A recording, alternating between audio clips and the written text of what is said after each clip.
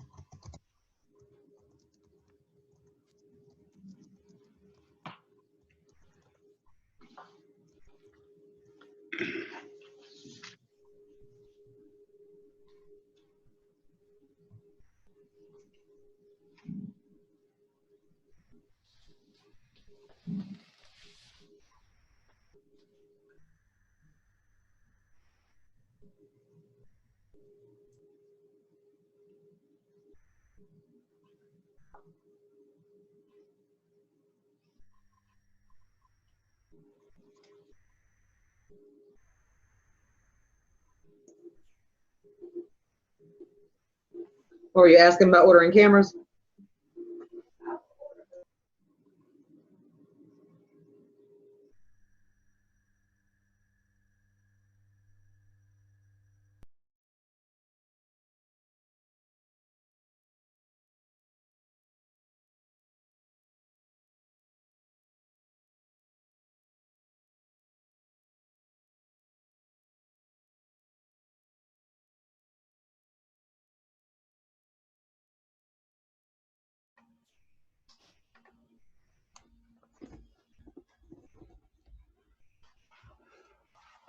All right, well, good morning again. I think we have hopefully resolved the issues we were having.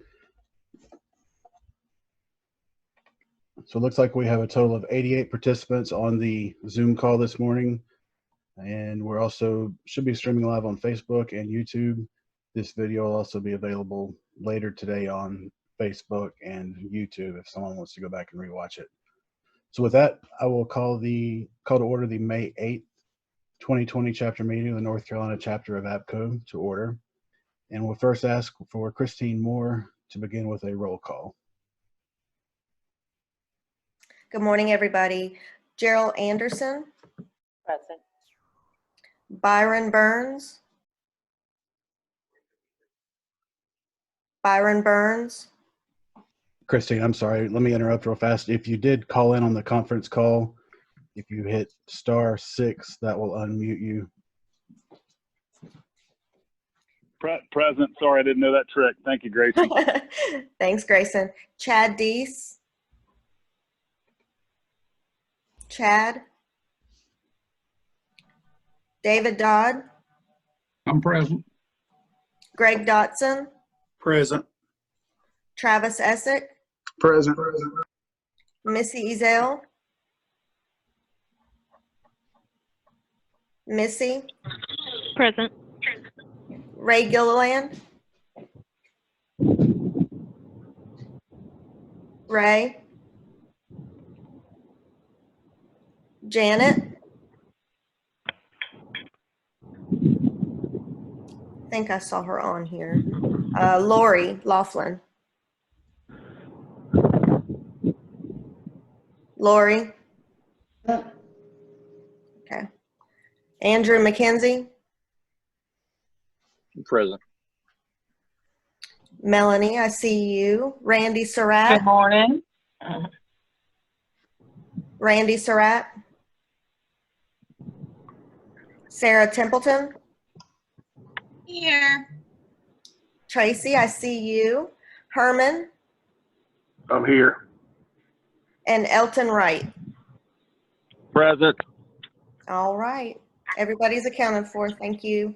Great. Thank you, Christine. Just a few quick housekeeping rules for a Zoom meeting. This is the first time we've done a meeting like this. So we were expecting to have over 100 people participating today. So all attendees have been automatically muted. And there will be an opportunity at the end of the meeting to ask questions and share any comments. Feel free to do that throughout the meeting using the chat feature, or if you wish to be recognized to speak, if you can just select raise your hand. Christine and Travis will be monitoring that throughout the meeting. So we will try to follow up to as many questions and comments as we have as we progress through the meeting. But first off, welcome. Appreciate everyone taking time out of your day to join us. I hate we're not able to meet in person, but hopefully this will be the next best thing for us. There's a couple special recognitions we'd like to start off with. First off, our corporate sponsors, AT&T, Carolina Recording Systems, Horizon Consoles, which is a division of SBFI, and then Motorola Solutions. We truly appreciate their support over this year. Had we known in January when this started, we would be where we are now. Nobody would have ever expected it. And having these corporate sponsors on board with us have truly helped us this year to continue with the chapter operations on both the APCO and NINA side. This is normally a place where we would recognize a couple other people and have them stand up. Obviously, we can't do that today. So I'll just call out a few recognitions. We do recognize all North Carolina APCO past chapter presidents, recognize all RPLs our RPLs are in progress, recognize our CPEs in the state, and also recognize our chapter life members who are on the chat with us today. There's another special recognition I want to make. I spoke yesterday with some people in the membership services division of APCO International, and they are joining us today. We have Susan Stowell-Corder, Rebecca Hull, and Lori Rebuck, all from the membership side from APCO International. They are joining this today to see how it goes, to hopefully be able to share some insight with other chapters for how they can also try to meet virtually. So we do welcome the three of them on this call. And I didn't have a chance to look. I know she registered, but our other APCO International person, our homegrown girl, Crystal Lawrence, I also want to recognize her if she was able to make it. Another quick recognition is Frank Thomason, our East Coast representative to the APCO International Board of Directors, and also Derek Duggins, the commercial representative to the International Board of Directors. I believed he had RSVP, but I'm not sure if he was able to make it this morning or not. So with that, we have another special recognition, and this is one that really should be done in person, but obviously we can't do that right now. APCO International has a designated membership level of senior member. To be eligible for this honor, a member must have maintained full APCO membership for 10 or more years and made 4 significant contributions to APCO, including 1 at the association level. So with a big thanks to the hard work of our historian, Randy Surratt, who submitted the necessary paperwork to get this process going, I'm pleased to announce today that past North Carolina APCO President Rick Thomas of Apex Police Department has officially been bestowed the honor of senior member of APCO International. There is a special senior member pin and congratulations letter from the APCO International President, which will be presented to Rick in person at our next chapter meeting. So congratulations, Rick. And if you have any comments or want to say anything, we'll let you real fast. Thanks, Grayson, and also thanks, Randy. I know it took a while to get all the paperwork done, and I greatly appreciate it. Thank you. And next time we see each other, whenever that may be, we'll do a formal presentation for you. Sounds good. All right, so during our last in-person chapter meeting, which was January 17th, at the time, first Vice President Stephanie Connor and immediate past President Brett Wren announced they would be accepting new positions, which would require them to step down from their current roles on our executive board. The executive board conducted a full application and interview process. And while there were many qualified applicants, ultimately we felt Tracy Trogdon from Fayetteville Police Department was the best fit for what we needed right now. And she is now taking the role of acting second vice president in the chapter. And in addition to this, Christine Moore has now advanced to acting first vice president, and Ray Gilliland has been appointed as an acting immediate past president. We did hold a virtual board meeting in April where all of these individuals were sworn in by our executive counsel, David Dodd. So if you can just join me in welcoming the three of them and congratulating Tracy on coming back on the APCO board. You were gone for about a year, but we're glad to have you back with us. All right, the next item of business is the meeting minutes from that January 17th chapter meeting. Because of the circumstances of today's meeting being virtual and the logistical challenges of performing an actual vote of the membership, Article 3 of the North Carolina APCO Constitution has been enacted, and that does allow the chapter board to act on behalf of the membership in situations where full membership votes are not possible or feasible. So the minutes of the January 17th chapter meeting have been posted on the NC APCO website. And during our board meeting yesterday, the North Carolina APCO board did vote to approve the meeting minutes as written. So they are posted on the chapter website if you would like to look over them. And with that, the vote took place yesterday. So just wanted to let everyone know why that happened and that the minutes have been approved. So moving on to the next, Lori Laughlin, were you able to make it on the? Yes. Okay, so our next portion is a treasurer's report from Lori Laughlin. In our main checking account, we have $4,645.30. In our symposium account, we have $3,272.47. In our scholarship account, we have $1,432. Money market, we have $50,057.72 for a total of $59,407.49. All right, thank you, Lori. So in addition to approving the meeting minutes yesterday during our board meeting, the chapter board also voted to approve the treasurer's report as presented, and that will be listed in this month's meeting minutes once they are posted. All right, so if you'll bear with me real fast, we have a quick announcement to share before we move into the heart of our meeting. So give me just a second.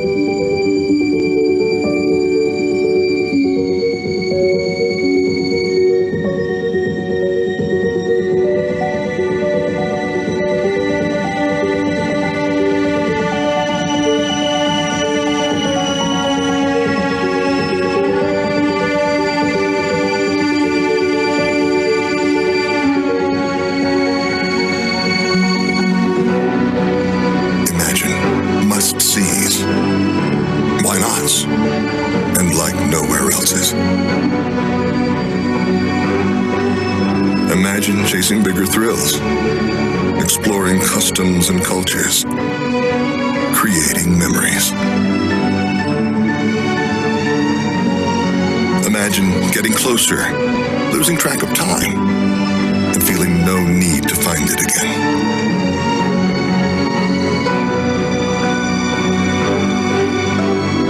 Imagine a place where dreaming and doing become one. Imagine all that you can experience only here. Imagine Orlando.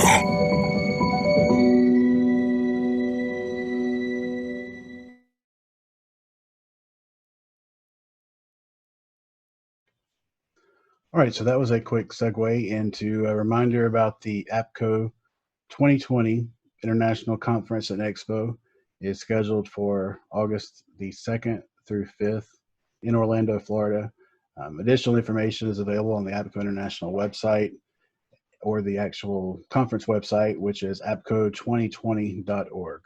So we encourage anyone that is interested to sign up, and hopefully we can have a good North Carolina contingent at this year's conference in August. All right, so moving down the agenda, the next item is the Executive Council report, and I'll turn it over to David Dodd. Okay, thank you, Greg. Hear me?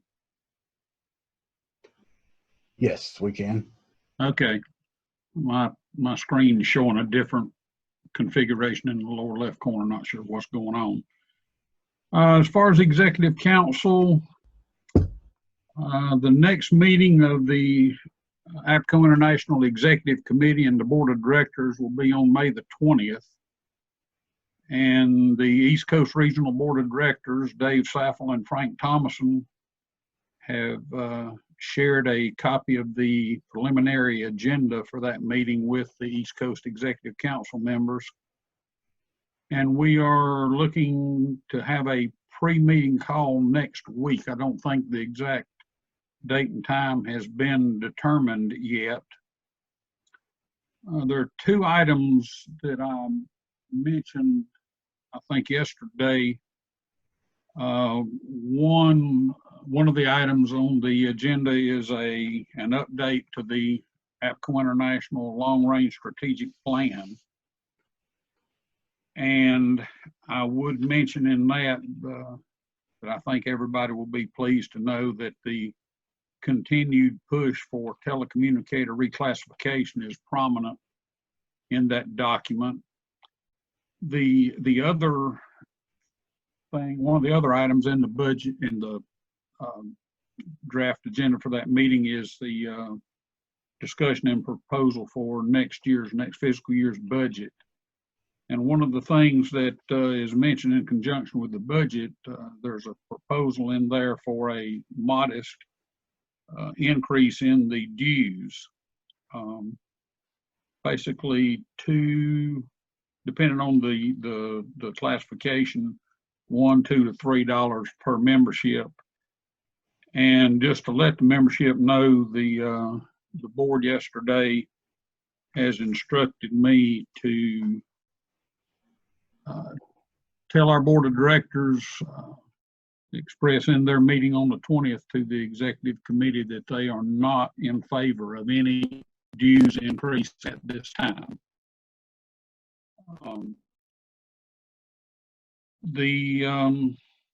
One bit of news that we got a couple of months ago, but we didn't have a meeting in March. As I said, Dave and Frank are our two East Coast Regional Board of Directors. Each is in their second term, their second 2-year term, which is the most. 4 years is the most that they can serve on the board.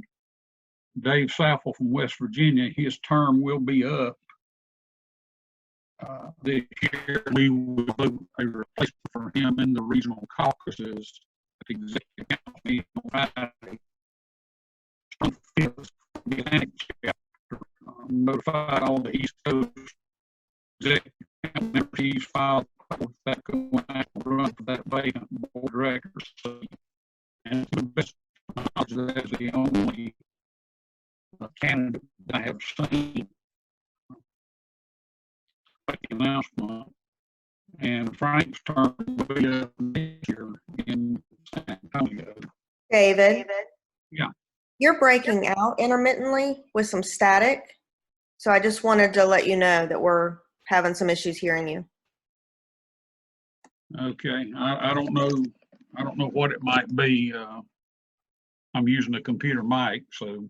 You're good now. It sounds good right now. Okay. All right. As far as the management committee, I'm the vice chair of that committee. We've had 2 orientation webinars for new executive council members. The last one in February, we had another one scheduled, but we checked the latest executive council list and we've had no new members join the council since February. So I don't think we're going to have that 3rd webinar, but we will have an in-depth one, orientation at the conference in Orlando. One thing that the management committee talked about recently, at last year's executive council meeting, the Compassionate Care Initiative was placed under the management committee, and a month or so after the conference last year, the management committee member that was taken the lead on that, resigned to take a job in the private sector.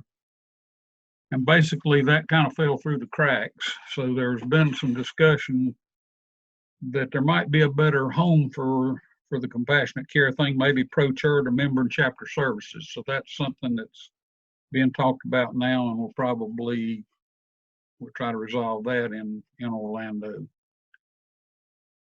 Grayson mentioned the conference is coming up August 2nd through the 5th. Frank and I will leave on the Wednesday before that. We have meetings Thursday and Friday.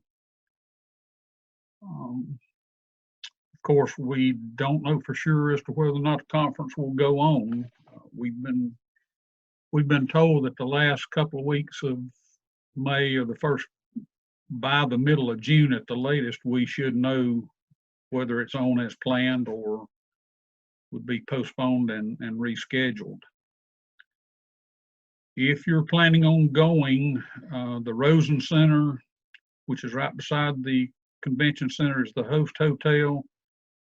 The other conference hotels are the Hyatt Regency, which is across the street, and the Rosen Plaza, which is about a block away, but it's on the other end of the convention center from where the Rosen Center is. And also the Hilton is a host hotel, and it's about a mile away.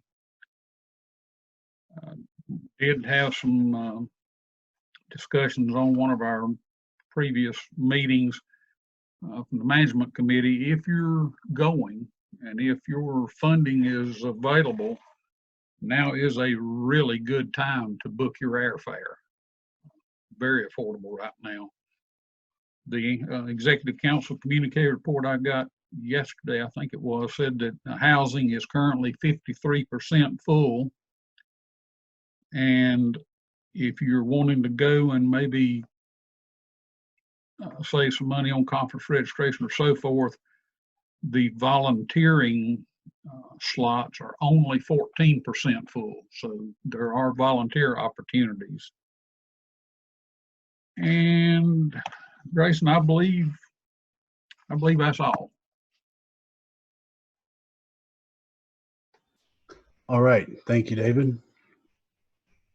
All right, our next agenda item is a commercial advisor report, and that'll be Byron Burns and Elton Wright. If you guys are on the phone, *6 will unmute you. Yeah, thanks, Grayson. Not a lot of new news to report. We have been having monthly commercial advisory council meetings to try to establish what this group wants to accomplish and, how we participate and help support North Carolina 911. And those have been good, but, those will continue to develop.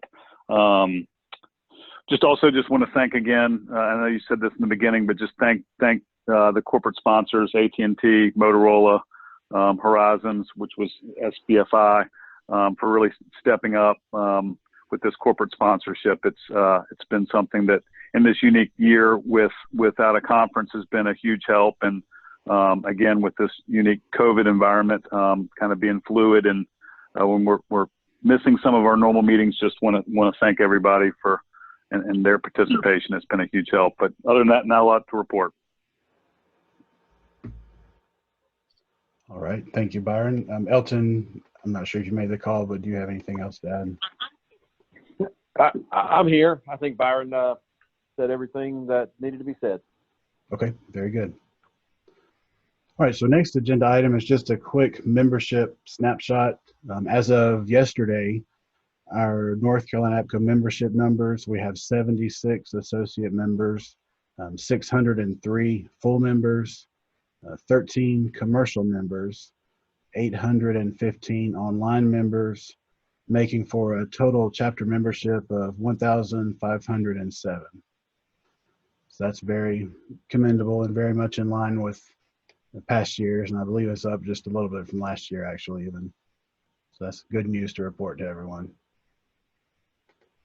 We'll now move into our committee reports. The first is the training committee, Gerald Anderson. And Gerald, I did see your text message, and if you want to go ahead and address this. Okay. Good morning, everybody. Just some updates, as you know, due to the lack of being able to be social. The North Carolina APCO has, for right now, postponed the upcoming supervisor training class that was scheduled for May 29th through 31st at Davie County 911. Once new dates are available for this location, we'll send out an announcement, and anyone that has staff registered for this class that automatically will be moved to those dates unless you indicate there is a conflict. We are also pleased to announce the 2020 Telecommunicator Training Symposium has been rescheduled. The new dates for this event are October the 11th through the 14th. Our host site will remain the Embassy Suites in Greensboro. Our slogan is Soar to New Heights, Engage, Energize, and Empower. At this event, for one time only, we will have our first and our last vendor hall opportunity. We will feature a new track of training geared to managers and directors. And I'm pleased to announce this morning that Tyrone Morris, Executive Director of New Orleans 911, will do a feature class for managers and directors on Sunday, October the 11th. And we're also working very closely with Mr. Morris and his staff to see if he will stay for those 3 days and do some smaller training sessions so that everyone gets an opportunity to experience him. We're coming back bigger and better with more training, great social and networking opportunities. For more information will come for attendees and our commercial partners as we work to reschedule speakers, guests, special guests, and networking events. The website will be updated and registration, I've been told, will remain open. At this time, I don't see a need to open the call for papers again, as just about all of our speakers have said they would be willing to come on the new dates. But as that evolves and as we work on a schedule, more information will come out as needed. So please make a note to save the dates of October the 11th through the 14th. Once we're able to host some live training classes again, we will be scheduling the following classes: our Telecommunicator Insanity Retreat, and we will schedule an APCO CTO class. To keep our commitment to our members, we will begin offering training online in a Moodle format. Our first class will be Effectively Handling Stress in a COVID Work Environment. Look for registration information to be released soon. This first class will be free to all APCO members. If you wish to host a class or would like to see a certain topic offered, please contact me via email.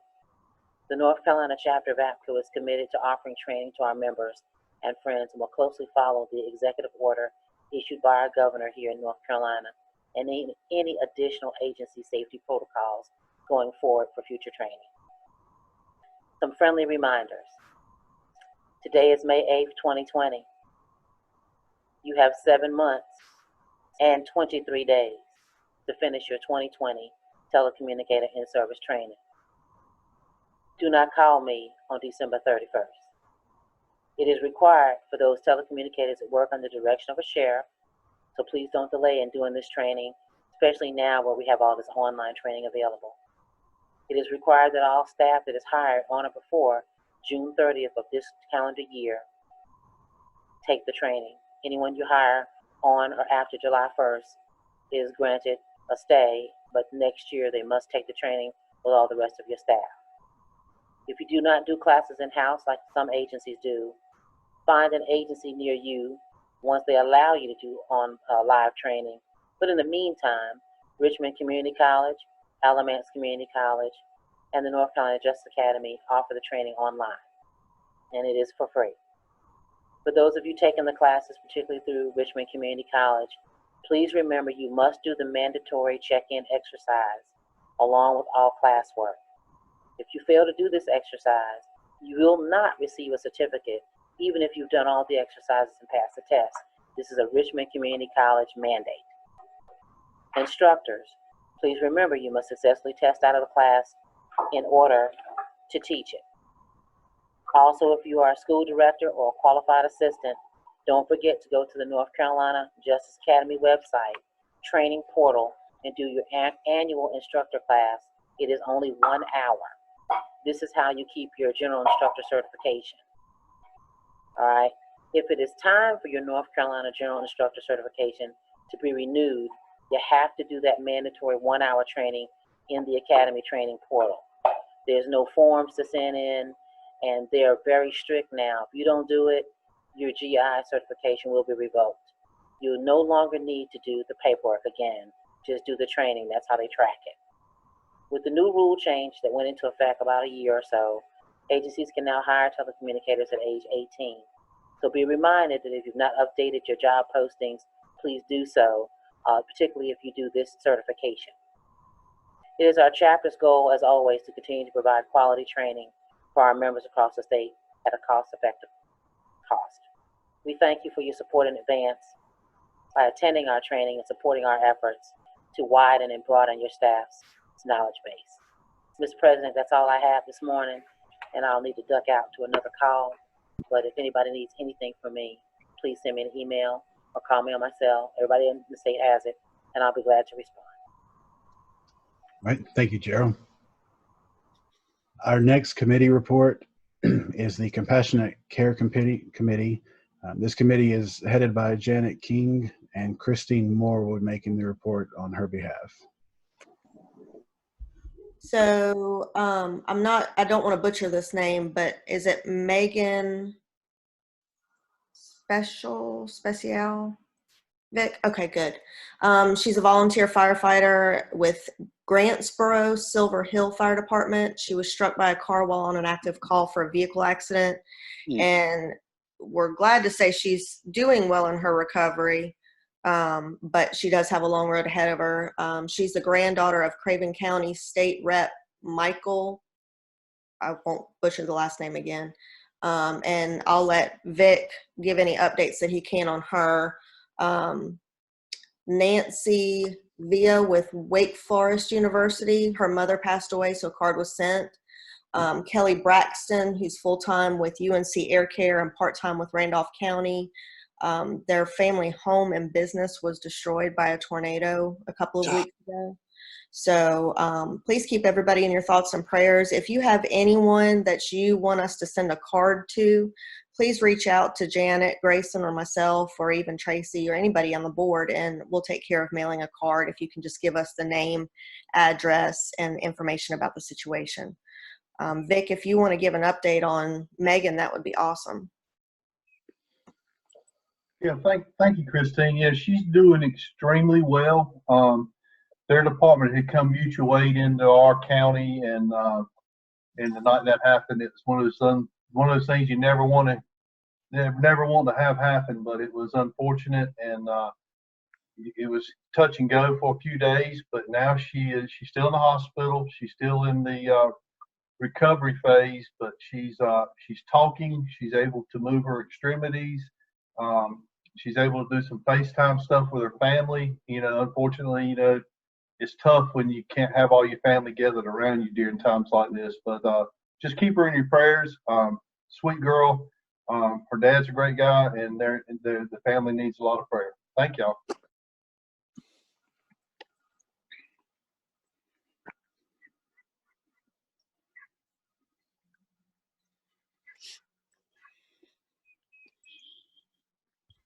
Thank you, Vic. Christine, does that conclude the report?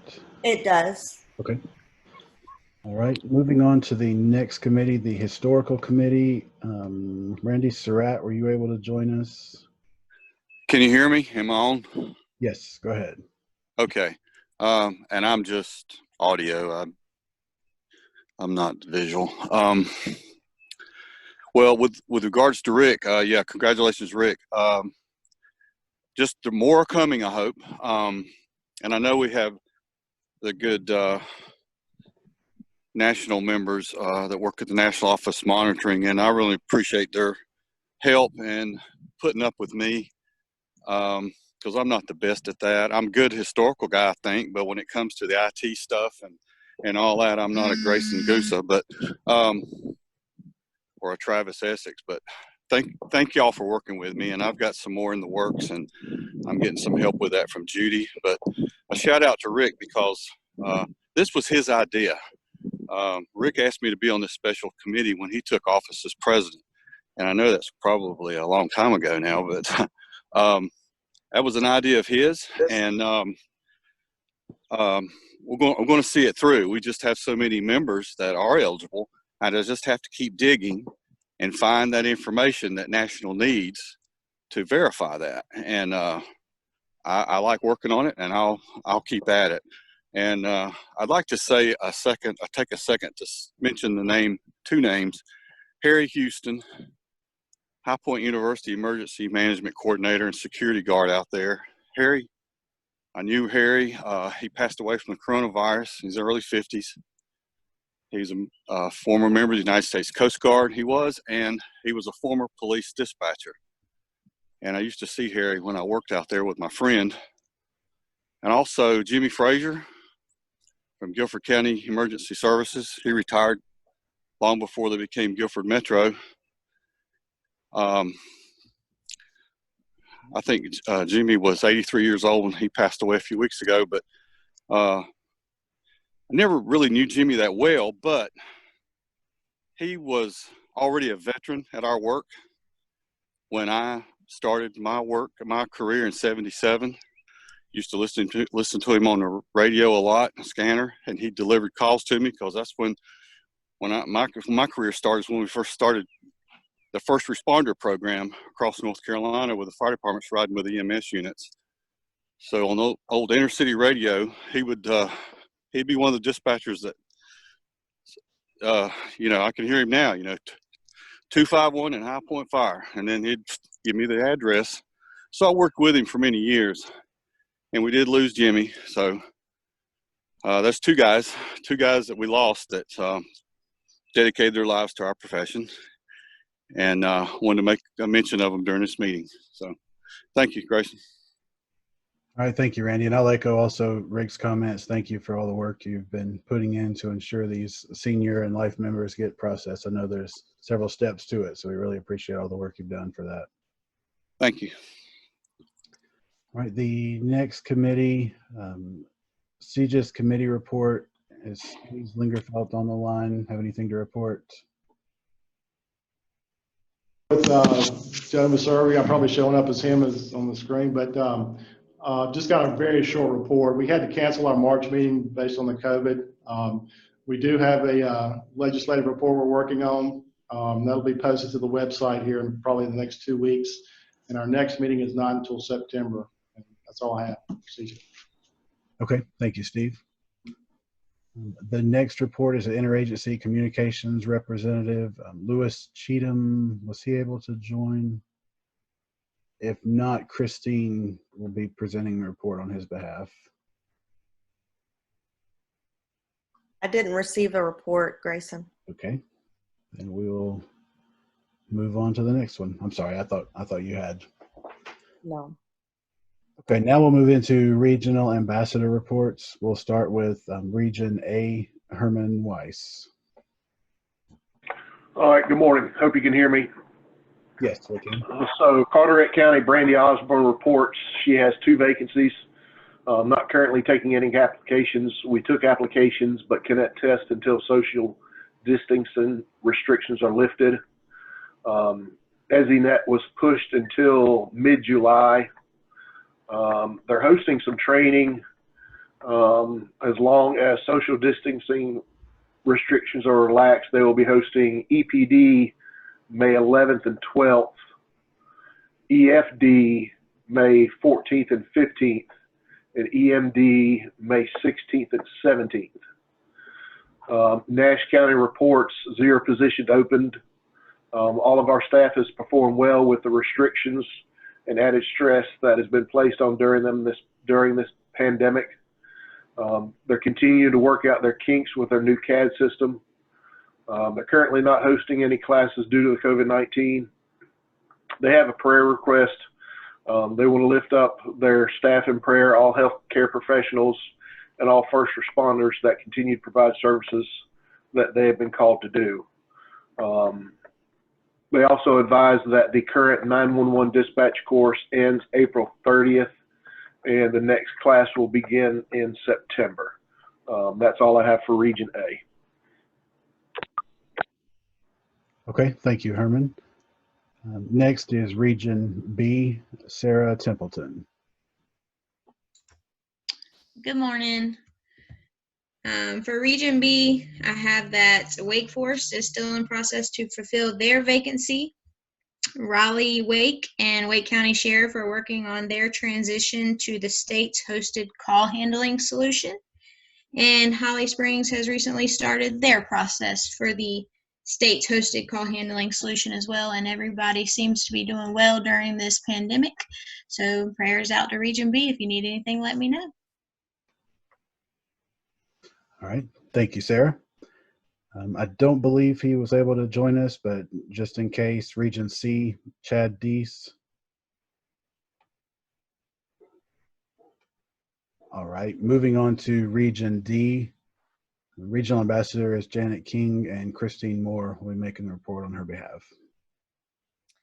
Thank you, Grayson. So Janet reports that Danette Lilly with Wake Forest University, they've hired for one position before Wake, posted a hiring freeze. So anybody that's interested in a position there, they do have one position. Stephanie Chapman with Burlington Police and Fire Communications advised that they're continuing to operate at full staffing. Due to COVID-19, they did segregate their staff into 3 separate rooms to allow a slowdown of any cross-contamination or potential for that. There were a few bumps in the road initially, but they pushed through and are still operating fine. They currently have 2 part-time employees in training and 5 applicants in their hiring process for full-time positions, and they anticipate hiring 4 of them by early summer. Janet with Randolph County wanted to congratulate a 911 telecommunicator that's a part-time telecommunicator, Lane Sapp. She's a 4th grade teacher at Ramsor Elementary School. She was nominated by her school in March 2020 for being Teacher of Excellence for elementary schools. And on Monday, May 4th, she was notified that she had been chosen as the beginning Teacher of Excellence for elementary schools for Randolph County. So that's awesome recognition. On Monday, April 13th, Randolph County part-time telecommunicator Kelly Braxton that we talked about in the Compassionate Care Report. She's full-time TC with UNC Air, and her husband, they suffered a great deal of damage to their home and to the Braxton family business, which was totally destroyed by a tornado that struck the home and business. They are working to rebuild everything. A GoFundMe account has been established titled John, Paul, and Kelly Braxton, and it is organized by Justin Whitfield. So if you'd like to make a donation, please feel free to visit that site. The last one that we had was from Guilford Metro. We currently have 8 vacancies in the Emergency Communications Division, 1 vacancy in Technical Services or the radio shop, and we have 1 vacancy in the Administrative Division. We postponed our TC Week festivities until the fall, and we were able to promote Tykia Johnson to our Administrative Fiscal Manager position on March 16th. And we are in the beginning stages of implementing the USDD or US Digital Designs Phoenix Station Alerting, and also in the beginning stages of upgrading our radio consoles to the Motorola MCC 7500E. And unless anybody has anything to add to that, that's all I have, Mr. President.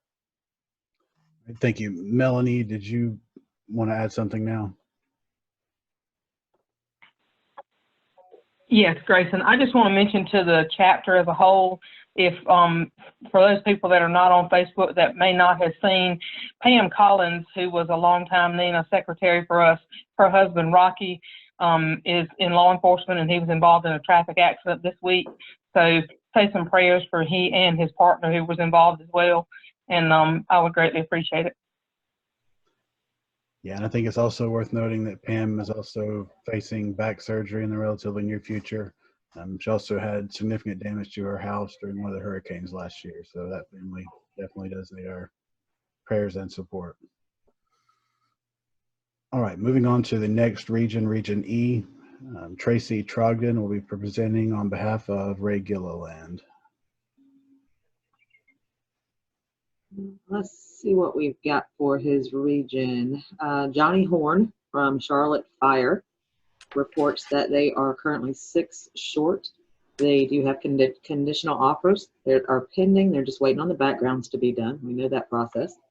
They've had a couple of recognitions that he wanted to announce. Their telecommunicator of the year, Cullen Stanberry, and a Supervisor of the Year, Melissa Lounsbury, were both announced last month.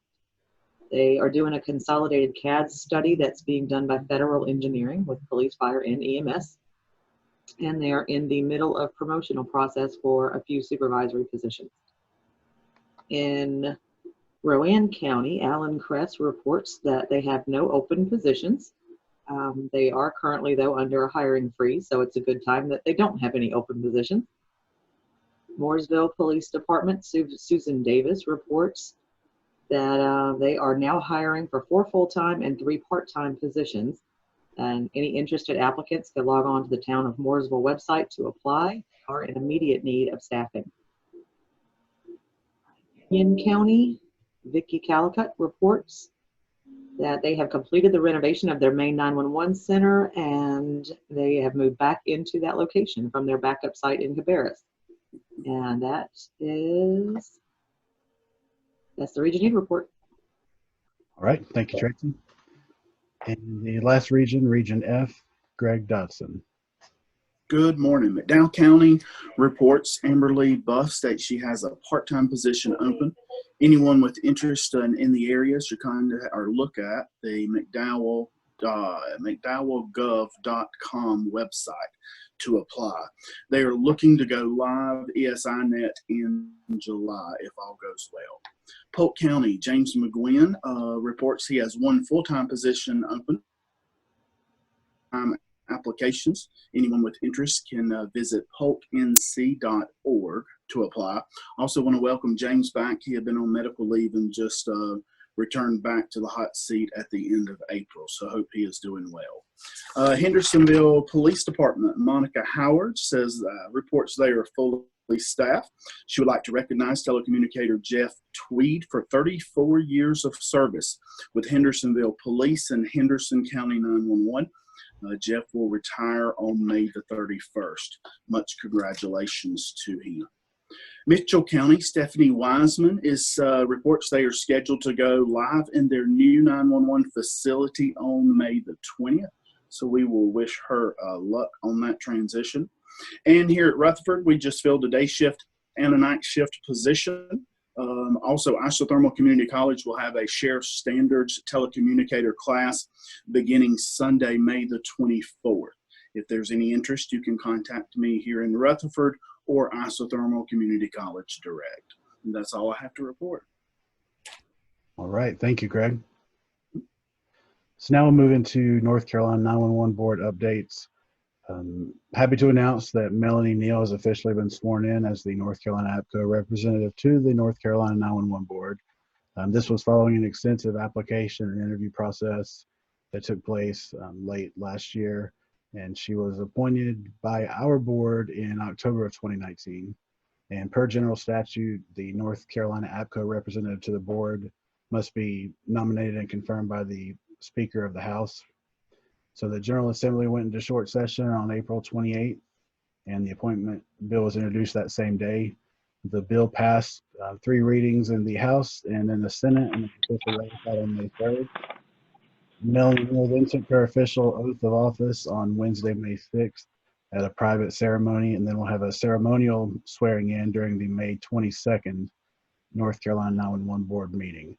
So we congratulate Melanie on this new role and look forward to her leadership and expertise representing North Carolina APCO to the 911 Board.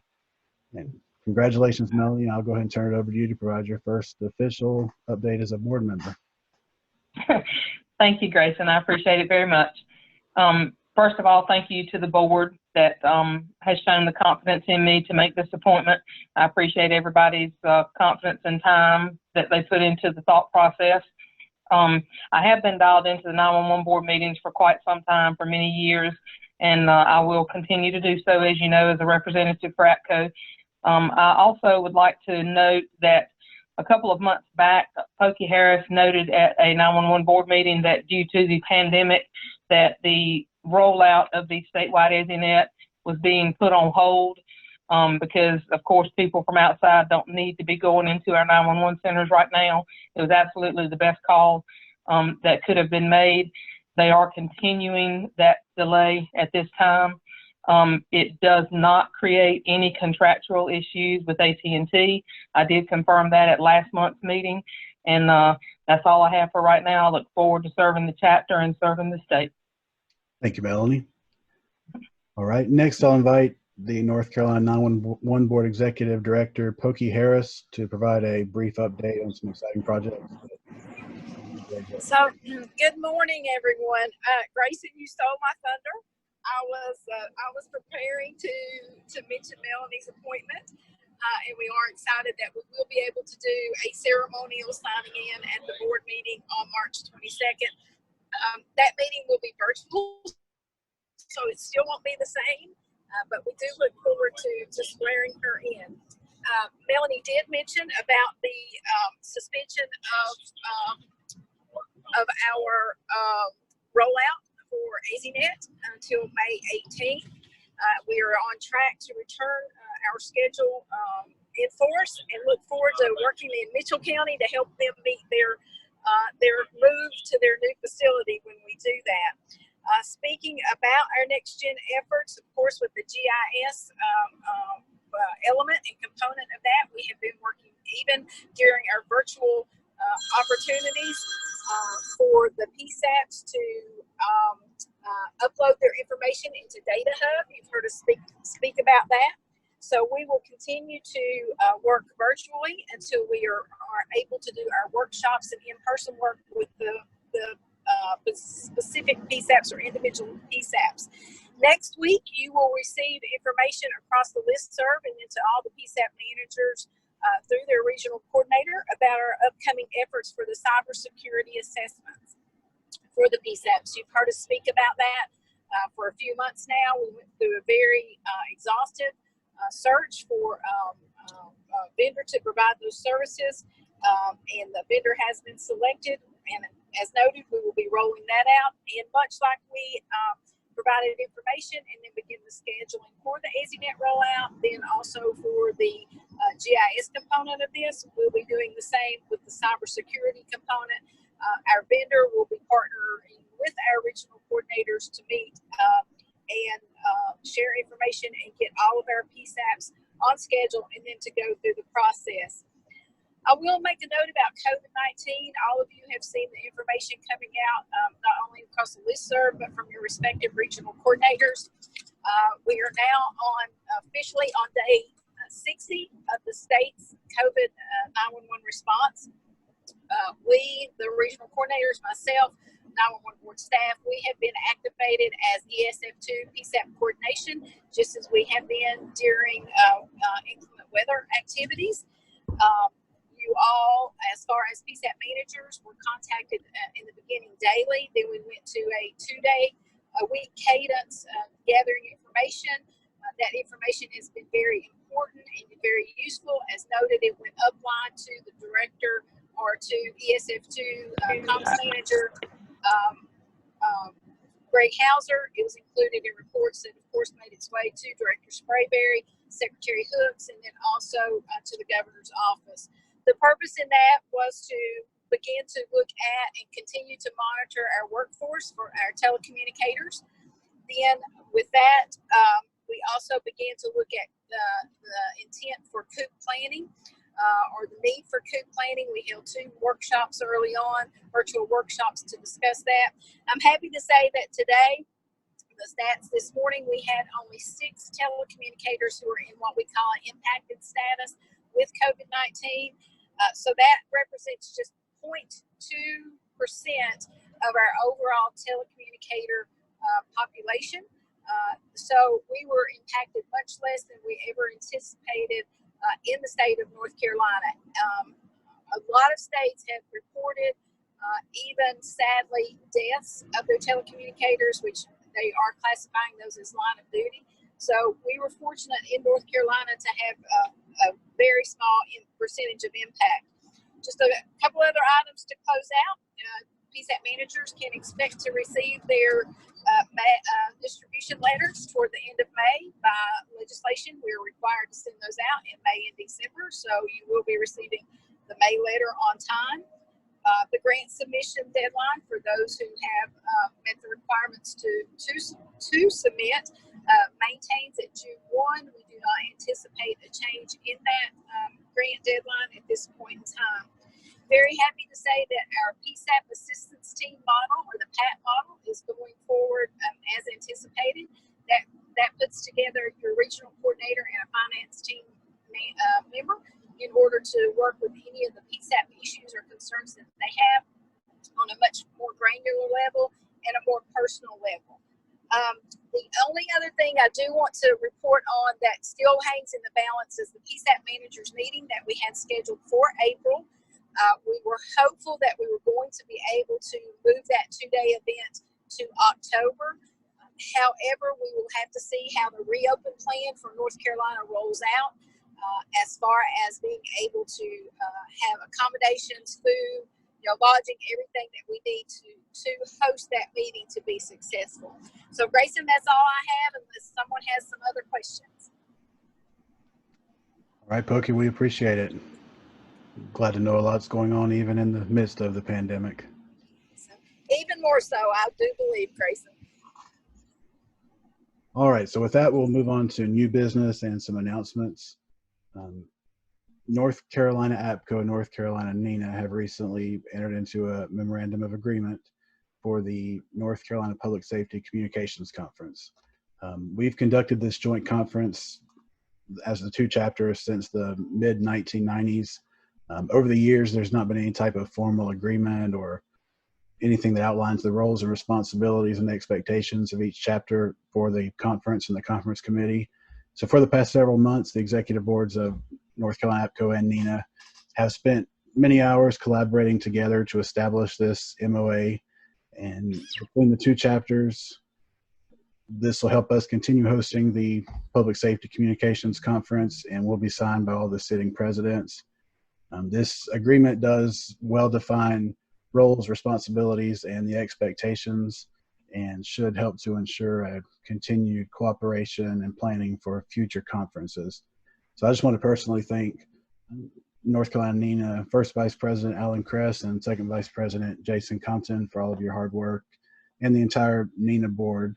We've had several meetings, and I think we've been able to reach a good compromise and continuing collaboration to keep us working together moving forward. So that kind of segues into the next agenda item I have, is just a quick update on the 2021 Public Safety Communications Conference. In addition to the time we spent working on the MOA between the two boards, we've also been reviewing contracts and proposals for the event. We are working now to finalize all of the final contractual details, and our intent is to continue to plan to host the conference in May of 2021. And once the agreements are in place and have been signed, we look forward to sharing that information and announcing the exact dates and location with the membership. So stay tuned for that. We hope to be able to do that within the month, hopefully. One additional new business item. Many of you who are signed up on the North Carolina APCO NENA listserv Yahoo group likely received several emails back in October about how Yahoo Groups was changing their format and limiting some of their features. We've continued to see that that is limiting what we can do with the listserv. So we have had discussion between both chapters, and it's been decided to transition this listserv from Yahoo Groups to a platform on Google Groups. The transition will start taking place later this month, with the full implementation hopefully by July 1st of 2020. The one big important caveat is all existing members of the Yahoo group will be required to go and sign up for the new group. There's no way for us to import the current subscribers. So be looking for emails coming out with information on how to subscribe to the new Google group, and we'll probably be sending out several reminders just to make sure that we don't lose anybody in the transition. And hopefully this will be an opportunity for us to even increase the membership on that email group. So that is all of the new business and announcements that I have. We'll now take a quick moment to open up the meeting for comments and questions. Again, if you have any questions or comments, please feel free to use the chat feature or select the raise hand button under the participant screen. I'll first ask any NC-APCO board members for any additional comments. None at this time. Okay, hearing none. Frank, I'll put you on the spot. International Board of Directors, any update that you wish to share? Thank you, Grace, and good morning, everybody. David Dodd covered our upcoming meeting very well, so I won't rehash any of that.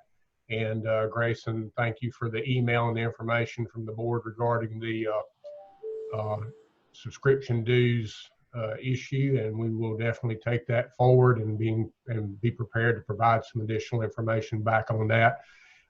If you or any of the board members have any follow-up information or questions about that prior to our meeting on the 20th, please feel free to reach out to me, and we'll certainly discuss that and take forward any additional information. So that plus the upcoming planning that's ongoing for the international conference. I did post in the chat list a few moments ago. That is going real well. There's over 550 commercial vendors that's already subscribed and purchased places in the vendor hall. So it's ramping up very well. We're hopeful that this virus is going to subside, so our conference will go forward, but we're doing it cautiously, and we're certainly doing it with a lot of intent to make sure everybody is safe. So with that, Grayson, thank you, and I'll turn it back over to you. All right, thank you, Frank. Also, I didn't get to speak with this group before, but Susan and Rebecca Laurie from APCO International Member Services, do you guys have any comments, anything you wish to share at this point?